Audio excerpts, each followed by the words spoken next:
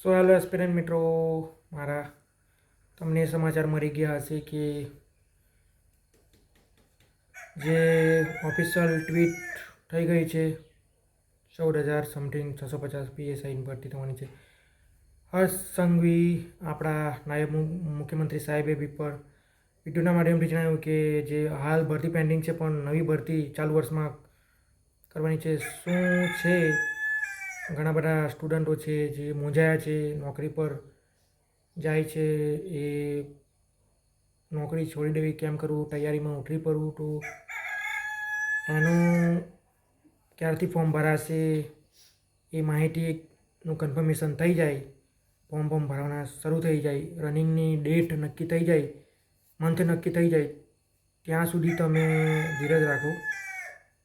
ત્યાં સુધી તમે રનિંગની શરૂઆત કરી દો, વાંચવાનું શરૂઆત કરી દો. બાકી કન્ફર્મેશન મળ્યા બાદ જ તમે જોબ, તમારી નોકરી છોડજો. હાલ એવું પણ બની શકે કે ઉતાવળે એ લોકો શરૂઆતમાં કરી નાખે અને પછી ભરતી ડિલે કરીને 2026માં એન્ડમાં લઈ જાય, એવું પણ બની શકે.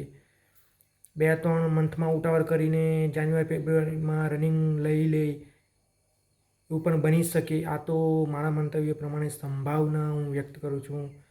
કન્ફર્મ કંઈ છે નથી. મતલબ ઘણા વિદ્યાર્થીઓના એવા મંતવ્ય મળ્યા કે શું કરવું, 100% તૈયારીમાં ઉતરી જવું, નોકરી જોબ કરતા હોય, કથે ફરતા હોય એ વિદ્યાર્થીઓ એક ખૂણો લઈને બેસી જવું કે શું કરવું, એવા મેસેજો આવ્યા હતા. એટલે વિડીયોના માધ્યમથી હું જણાવી દઉં, કન્ફર્મેશન જ્યાં સુધી પાકું નહીં મળે ત્યાં સુધી જોબ કરતા રહો. તમે ધીરે ધીરે તૈયારી રનિંગ ચાલુ રાખો. બાકી કન્ફર્મેશન મળશે, ફોર્મ ભરવાના ચાલુ થશે. કન્ફર્મ ન થાય કે રનિંગની શરૂઆત કન્ફર્મ જાન્યુઆરીમાં ફેબ્રુઆરીમાં દોડાવવાના છે તો જ કંઈ આગળ હાલે. બાકી હમણાં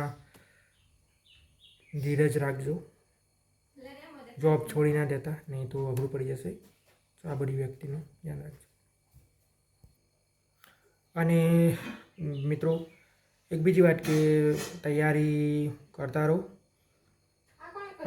અમુક લોકો એવા સવાલ કરે છે કે નવી સ્ટ્રેટેજીથી તૈયારી શરૂ કરીએ, નવી બુક મંગાવીએ, એ બધી કરવાની કોઈ જરૂર નથી. જૂના બુકમાં એ બધું કન્ટેન્ટ મોટે ભાગે સેમ જ હોય, એ જ કન્ટેન્ટ વાંચો, વારે રિવાઇઝ કરો. મેથ્સ, રિઝનિંગ બહુ બધાનો આંખમાં એક અણીની જેમ ખૂંચતો સબ્જેક્ટ છે મેથ્સ, રિઝનિંગ. બસ એને જ પકડીને તમે બેસી રહો. જીકે તો કન્ટેન્ટ બેઝ કન્ટેન્ટ છે, એ વાંચીને રિવિઝન જ કરવાનું હોય છે, પેપર સોલ્યુશન કરવાનું હોય છે. બાકી મેથ્સ રિઝનિંગનો પાયો મજબૂત કરો. મેથ્સ રિઝનિંગ સારું હશે તો કન્ફર્મ નોકરી છે તમારી. પંચાયત વિભાગનો વેકેન્સી આવી રહી છે ઘણી બધી, તો ટાર્ગેટ હાઈ રાખો જેથી તમને બેનિફિટ રહે. થેન્ક યુ મિત્રો. નવા હોય લાઈક સબસ્ક્રાઈબ કરી નાખજો.